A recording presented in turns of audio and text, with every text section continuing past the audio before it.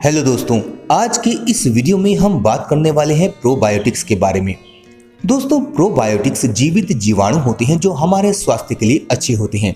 हमारा शरीर अनगिनत जीवित जीवाणुओं का घर है जो हमें भिन्न प्रकार से फायदा पहुंचाते हैं। कुछ जरूरी प्रोबायोटिक्स जो हमारे लिए उपयोगी हैं, उनकी कमी होने पर हम उन्हें भोजन, दवा या सप्लीमेंट के रूप में लेते हैं।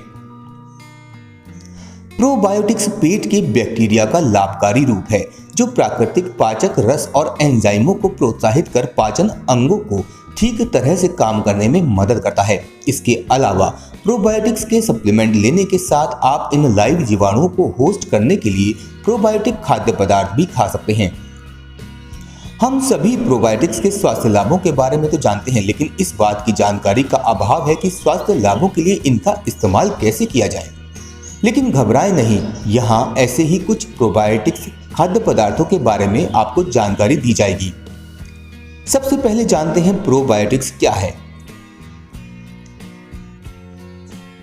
जब भी हम प्रोबायोटिक्स का नाम सुनते हैं तो हमें समझ नहीं आता कि ये आखिर है क्या। अगर हम कहें कि ये एक बैक्टीरिया है जो हमारे स्वास्थ्य के लिए फायदेमंद है तो गलत नहीं होगा।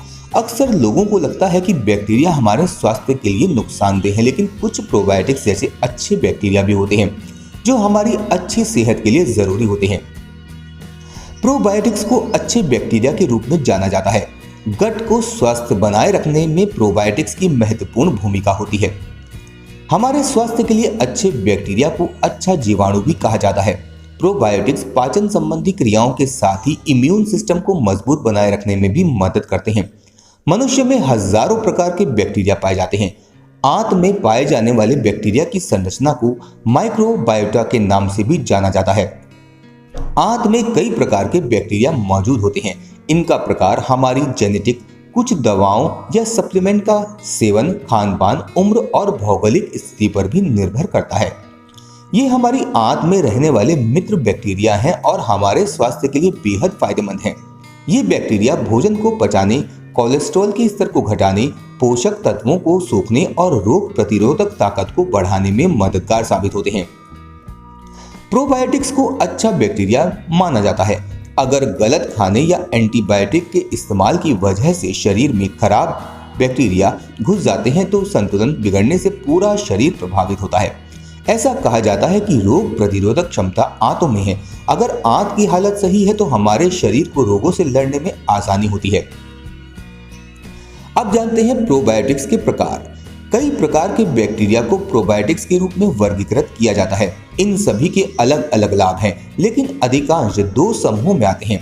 जैसे कि पहला है लैक्टोबैसिलस। ये सबसे आम बैक्टीरिया है। ये आपको दही और अन्य फॉर्मेंटेड यानी खमीर युक्त खाद्य पदार्थों में मिलने लगेगी।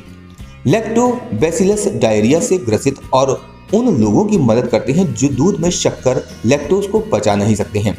दूसरा है बिफिडोबैक्टीरियम। आप बिफिडोबैक्टीरियम को कुछ डेयरी उत्पादों में पा सकते हैं। ये इरिटेबल बाउल सिंड्रोम यानी एक तरह का पेट दर्द होता है और कुछ अन्य स्थितियों के लक्षणों को कम करने में मदद कर सकता है।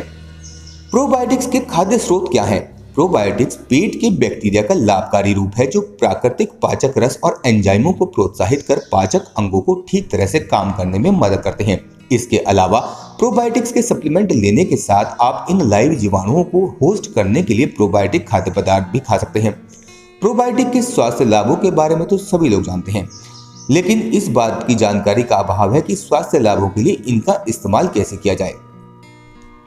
बैक्टीरिया के आपको बहुत सारे स्रोत मिल जाएंगे। बैक्टीरिया के डेयरी प्रोडक्ट और नॉन डेयरी प्रोडक्ट स्रोत होते हैं। जैसे कि डेयरी प्रोडक्ट में है दही, छाछ, पनीर, योगार्ट, दूध, कैफीर, मेजेरोला इत्यादि, जो कि डेयरी प्रोडक्ट है।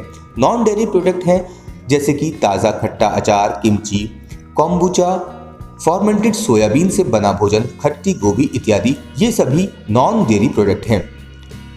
किण्वित यानी खमीरकृत खाद्य पदार्थों में माइक्रोबियल कल्चर्स को जोड़ा जाता है। उदाहरण के लिए निर्माता दूध में जीवित सूक्ष्म जीव जैसे कि लैक्टोबैसिलस आदि जोड़कर दही बनाते हैं।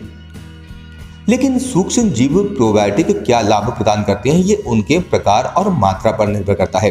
कुछ किण्वित खाद्य पदार्थ जैसे कि खमीरकृत रोटी और अधिकांश अचार को किण्वन के बाद संशोधित किया जाता है जो सूक्ष्म जीवों को नष्ट कर देते हैं। सूक्ष्म जीवी जो जीवित नहीं है वे जीवित सूक्ष्म जीवों के समान लाभ प्रदान नहीं करते और उन्हें प्रोबायोटिक्स नहीं माना जाता है। इसके बाद है योगार्ट। बाजार में बिकने वाली प्रोबायोटिक दही खूब प्रचलित है, लेकिन ये घर में तैयार की गई दही में भी प्रचुर मिलती है। प्रोबायोटिक खाद्य पदार्थों में से जीवित संस्कृति दही सबसे अच्छा है, विशेष रूप से हाथ से बना। दूध से दही बनने की प्रक्रिया में लैक्टोबैसिलस जीवाणु अपनी भूमिका अदा करते हैं। केफिर योगार्ट की तरह यह फॉर्मेंटेड डेयरी उत्पाद बकरी के दूध और फॉर्मेंटेड के फिर अनाज का अनूठा मिश्रण है। केफिर एंटीऑक्सीडेंट से समृद्ध होने के साथ इसमें लैक्टोबैसिलस और बिफिडस नामक बैक्टीरिया भी भरपूर मात्रा में होता है, लेकिन लोकल हेल्थ फूड शॉप से अच्छे और ऑर्गेनिक केफिर को ही लेना चाहिए। इसके बाद है डार्क चॉकलेट। प्रोबायोटिक्स उच्च गुणवत्ता वाली डार्क चॉकलेट में भी होता है और इसमें कई प्रकार के डेयरी उत्पादों की तुलना में 4 गुना ज्यादा प्रोबायोटिक्स होता है। यह चॉकलेट के सिर्फ एक स्वास्थ्य लाभों में से एक है। इसके बाद है अचार। आप माने या ना माने, लेकिन हरा अचार भी प्रोबायोटिक्स का एक उत्कृष्ट आहार स्रोत है, लेकिन वह घर में बना होना चाहिए। प्रोबायोटिक्स के लाभ पाने के लिए धूप में खुद घर में अचार बनाने की कोशिश करें। Miso soup. मिसो परंपरागत जापानी दवा का एक मुख्य स्रोत रहता है और आमतौर पर पाचक नियामक के रूप में माइक्रोबायोटिक खाना पकाने के लिए इस्तेमाल किया जाता है। गर्म पानी में 1 चम्मच मिसो फॉर्मेंटेड राई, बीन्स, चावल या जौ मिलाकर बनाया जाता है। ये लैक्टोबैसिलस और बिफिडोबैक्टीरियम से भरपूर एक अच्छा जल्द और प्रोबायोटिक युक्त सूप है। इसके अलावा ये पर्यावरण प्रदूषण के प्रभाव को कम करने और शरीर को एल्कलाइन कर शरीर से कैंसरकारी प्रभाव को रोकने में मदद करता है। इसके बाद है पनीर। पनीर भी दही की ही तरह डेयरी प्रोडक्ट है। इसमें भी प्रोटीन की भरपूर मात्रा होती है। चीज के मुकाबले पनीर और योगार्ट में कैलोरी भी कम होती है, तो ये फैट भी कम बढ़ता है। गाय के दूध से बने 100 ग्राम पनीर में लगभग 18.3 ग्राम प्रोटीन की मात्रा पाई जाती है, जो एक सामान्य आकार के अंडे से कहीं ज्यादा भी है। पनीर का सेवन आप कई तरह के पकवानों के तौर पर कर सकते हैं। इसका इस्तेमाल सब्जी, सलाद या पकौड़े के तौर पर किया जा सकता है। इसके अलावा अगर पनीर को फल और अखरोट के साथ मिलाकर या जैतून के तेल और ककड़ी के साथ खाया जाए तो प्रोबायोटिक और प्रीबायोटिक संतुलित किया जा सकता है। प्रोबायोटिक के उपयोग। प्रोबायोटिक्स की दवा या सप्लीमेंट शुरू करने से पहले विशेषज्ञ या डॉक्टर की सलाह जरूर लें। खास तौर पर प्रोबायोटिक्स खाद्य पदार्थ और सप्लीमेंट ज्यादातर लोगों के लिए सुरक्षित माने जाते हैं। हालांकि जिनकी प्रतिरोधक क्षमता कम है या कोई स्वास्थ्य परेशानी उनसे गुजर रहे हैं, उन्हें थोड़ी समस्या प्रोबायोटिक से हो सकती है। कुछ मामलों में हल्के दुष्परिणाम जैसे कि पेट में जलन, डायरिया, गैस और सूजन देखने को मिल सकती है। समस्या होने पर उन्हें लेना बंद कर दें और अपने डॉक्टर से बात करें। तो दोस्तों, ये थी आज की जानकारी। ये जानकारी आपको कैसी लगी कमेंट करके हमें जरूर बताइएगा। अगर आपको ये वीडियो अच्छी लगी हो तो इसे लाइक और शेयर जरूर कीजिएगा।